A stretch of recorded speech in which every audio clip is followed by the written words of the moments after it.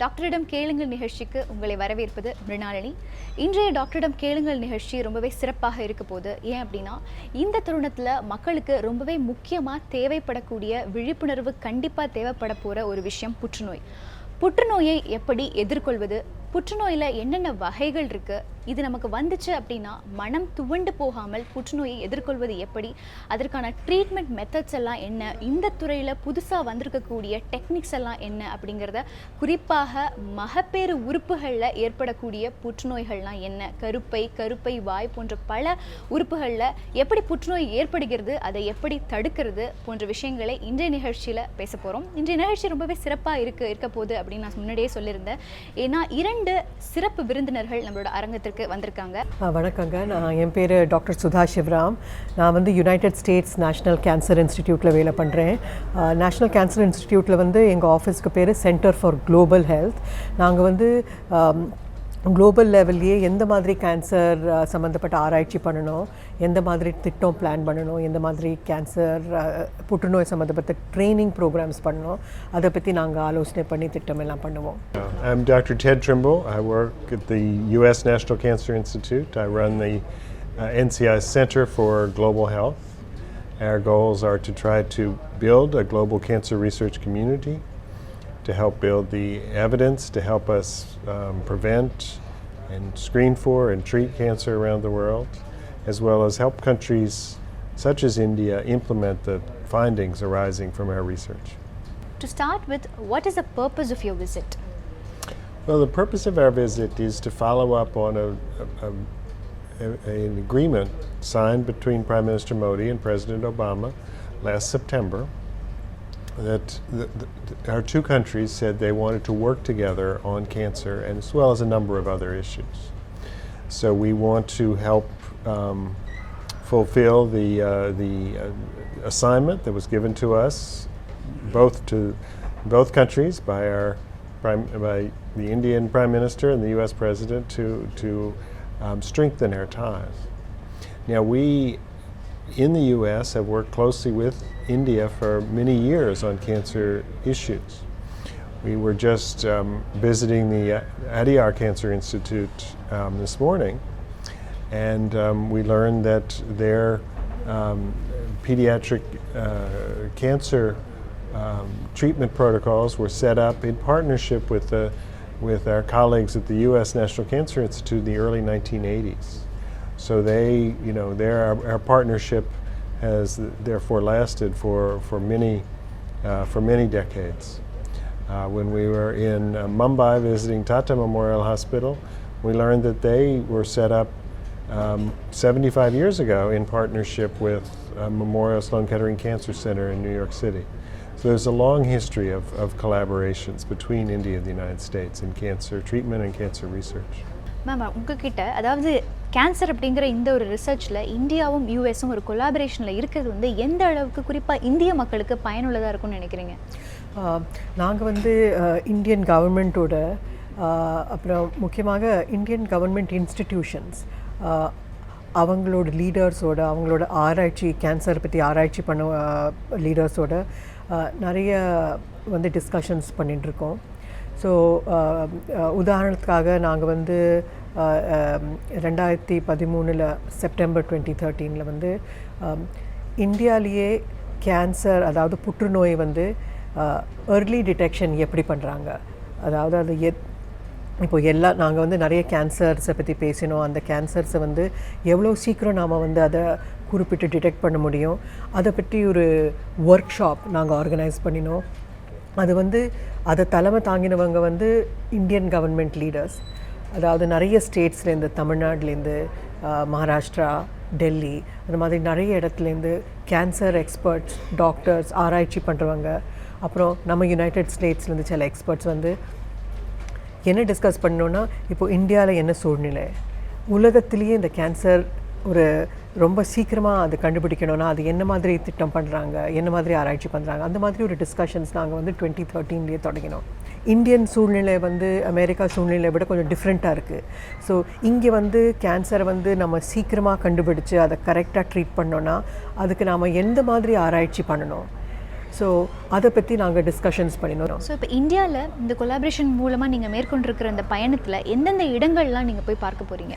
அது கண்டிப்பாக ரொம்ப நல்ல கேள்வி. இன்ஃபேக்ட் நாங்கள் வந்து இன்றைக்கி doctor Shanta Adyar cancer institute and அங்கே இருக்கிற வெரி லீடிங் டாக்டர்ஸோடு நாங்கள் வந்து நிறைய டிஸ்கஷன்ஸ் பண்ணினோம். நேற்று நாங்கள் வந்து அப்போலோ ஹாஸ்பிட்டல்ஸில் வந்து அவங்க பெண்களோட புற்றுநோய் சம்மந்தப்பட்ட விஷயத்தை பற்றி ஒரு ஹோல் டே ப்ரோக்ராம் பண்ணியிருந்தாங்க.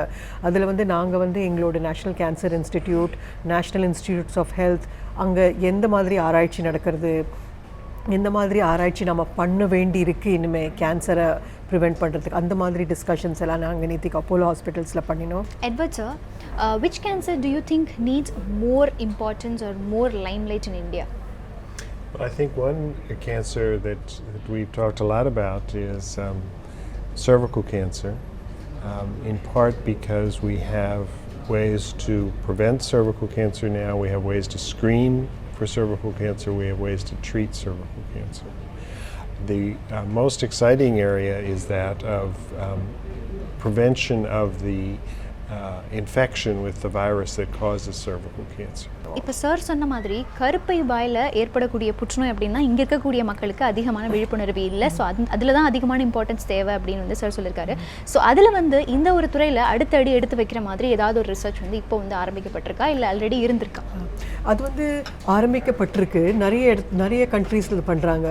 ஸோ இந்த மாதிரி இந்த புற்றுநோய் வாயில் ஆராய்ச்சியிலனா நம்ம ஆராய்ச்சி பண்ணும்போது நம்ம டிப்பிக்கலாக என்ன கொஸ்டின்ஸ் கேட்போன்னா, ஏன்னு ஒரு கொஸ்டின் கேட்போம். ஏன் கேன்சர் வருது, அது என்ன பண்ணணும் அதுக்கு. ஆனால் இந்த பர்டிகுலர் புற்றுநோயில் வந்து அது ரெண்டுக்கும் ஆன்சர்ஸ் நம்மளுக்கு பதில் நம்மளுக்கு ஏற்கனவே இருக்குது. ஸோ இதை நம்ம தடுக்கணும்னா எப்படி இந்த கொஸ்டின் தான் ஆராய்ச்சியில் கேட்கணும். ஸோ இந்த சர்விக்கல் கேன்சர், இந்த புற்றுநோய் வாய் கேன்சர் வந்து எப்படி தடுக்கலாம், அதாவது நம்ம வந்து அதில் இருக்கிற ஆராய்ச்சியில் இருக்கிற பதில் நம்மளுக்கு என்ன கிடைச்சதுன்னா அது வந்து ஃபஸ்ட்டு தடுக்க முடியும் ஹெச்பிவி வேக்சினேஷன் மூலமாக. அது வந்து நம்ம ஏர்லி டிடெக்ஷன் பண்ண முடியும். அதுக்கு டெஸ்ட்ஸ் எல்லாம் இருக்குது. அந்த வேக்சினேஷனும் அந்த டெஸ்ட்டும் எந்த அளவுக்கு நாம் மக்களோட பப்ளிக் ஹெல்த் செட்டிங்ஸில் கொண்டு வரலாம், அந்த ஏரியாவில் ஆராய்ச்சி தேவை. Okay, so when taking cervical cancer into consideration, I think for cervical cancer we have a test called pap smear test. So is this fine? Is the only test that we have for cervical cancer?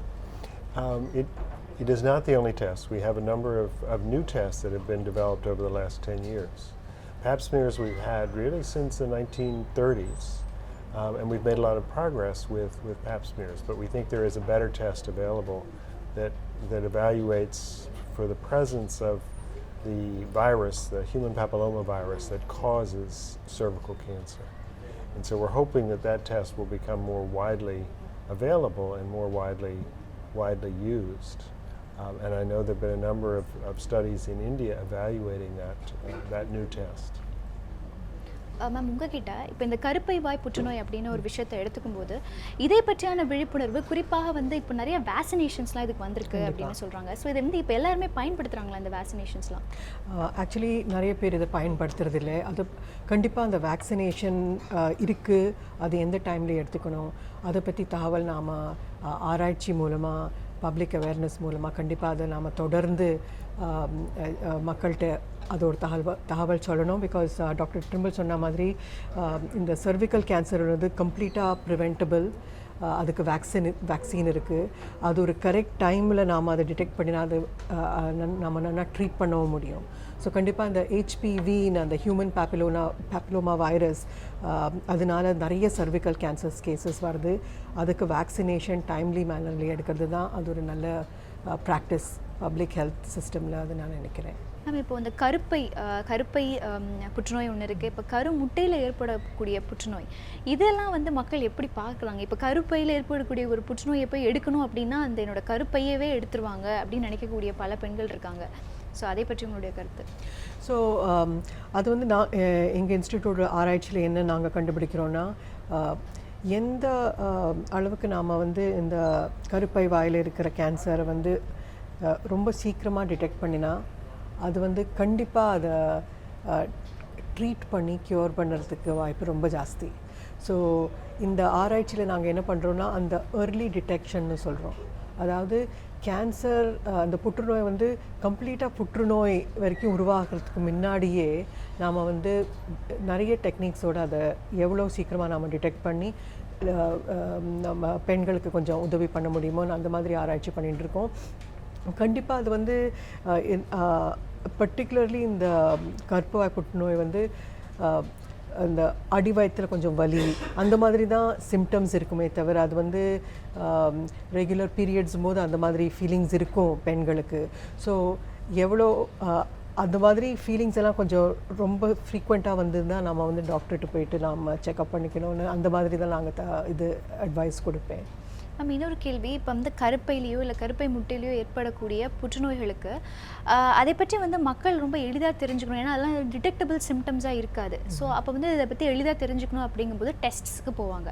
So இப்போ அவங்களுக்கு வந்து Pap smear மாதிரியான சாதாரண test வந்து ஈஸியாக பண்ணிடலாம். ஆனால் genetic testing அப்படின்னு வரும்போது விலை வந்து ரொம்ப அதிகமாக இருக்கும். ஸோ இப்போ உங்களுடைய ரிசர்ச் இந்த ஆராய்ச்சியின் மூலமாக இந்த விலைகளை கம்மி பண்ணுறதுக்கு ஏதாவது வழிமுறைகள் இருக்கா?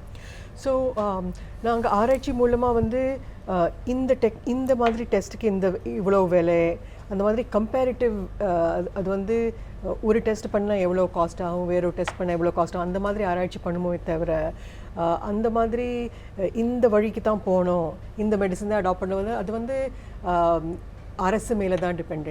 ஏன்னா இப்போ இந்த ஜெனட்டிக் டெஸ்டிங் அப்படிங்கிறது எல்லா லே பர்சனும் சாமானிய மக்களுக்கும் இதை வந்து பண்ண முடியும் அப்படிங்கிற ஒரு நிலை ஏற்பட்டுருச்சுன்னா எல்லாருக்குமே ஈஸியாக போயிடும். ஸோ அதற்கு ஏதாவது மெத்தட்ஸ் ரிசர்ச் மெத்தட்ஸ் உங்ககிட்ட இருக்கா அப்படிங்கிற மாதிரி? இப்போ வந்து நாங்கள் வந்து இன்றைக்கி அடையார் கேன்சர் இன்ஸ்டிடியூட்டில் நிறைய காலீக்ஸோட பேசி இந்த புற்றுநோயை எப்படி தடுக்க முடியும் அந்த மாதிரி பேச்சுவார்த்தை நடந்தது.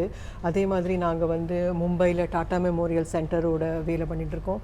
இந்த 2 சென்டர்ஸ் பேரை நான் ஏன் எடுக்கிறேன்னா அங்கே வந்து ஜெனட்டிக் கவுன்சிலிங் அவள் வந்து அதில் ரொம்ப ஃபோக்கஸ் பண்ணுறாங்க. ஜெனட்டிக் கவுன்சிலிங்னா ஒரு ஜெனட்டிக் டெஸ்ட் எடுக்கிறதுக்கு முன்னாடி நம்ம வந்து அதை பற்றி நல்லா தெரிஞ்சுக்கணும். அந்த டெஸ்ட் பாசிட்டிவாக வந்தால் அதுக்கு அது நம்மளோட பர்சனல் லைஃப்பில் நம்மளோட ஃபேமிலி லைஃப்பில் எப்படி பாதிக்கப்படும், அது நெகட்டிவ் வந்தால் அது என்ன அர்த்தம், அந்த மாதிரி தகவல் ரொம்ப ஆழமாக கொடுக்கறதுக்கு இந்த ஜெனட்டிக் கவுன்சிலர்ஸ் நிறைய பேர் இருக்காங்க. அந்த ஃபீல்ட் ஆக்சுவலி இந்தியா மட்டும் இல்லை, வேறு எல்லா கண்ட்ரீஸ்லேயும் இன்க்ளூடிங் அமெரிக்கா கொஞ்சம் டெவலப் பண்ணணும். பிகாஸ் நீங்கள் சொல்கிறது கரெக்டு. அந்த மாதிரி தகவல் கிளியராக தெளிவாக கிடைச்சா தான் அவங்களுக்கு வந்து சரி நான் ஜெனட்டிக் டெஸ்ட் எடுக்கிறேன் அந்த நம்பிக்கையோடு போயிட்டு கரெக்ட் இன்ஃபர்மேஷனை வச்சுட்டு நம்பிக்கையோடு போயிட்டு எடுப்பாங்க. We are happy to hear such developmental methods from you. We'll continue after a break. டாக்டரிடம் கேளுங்கள் நிகழ்ச்சியில் புற்றுநோயை எப்படி தடுப்பது அப்படிங்கிறது மட்டும் இல்லாமல் இந்த துறையில் குறிப்பாக இந்த மெடிசினல் ஃபீல்டில் அடுத்து வரக்கூடிய ரிசர்ச்சஸ்லாம் எப்படி இருக்குது, இந்த ரிசர்ச்சஸ் மூலமாக சாமானிய மக்களை கூட புற்றுநோயை பற்றி புரிய வைத்து அதை வந்து அவங்க மனசில் அவங்களுக்கு இருந்தது அப்படின்னா அதனுடைய பயத்தை வந்து தெளிவாக போக்கலாம் அப்படிங்கிறது தான் இங்கே பேசிகிட்டு இருக்கோம். டாக்டரிடம் கேளுங்கள் நிகழ்ச்சியில் சிறிய இடைவேளை.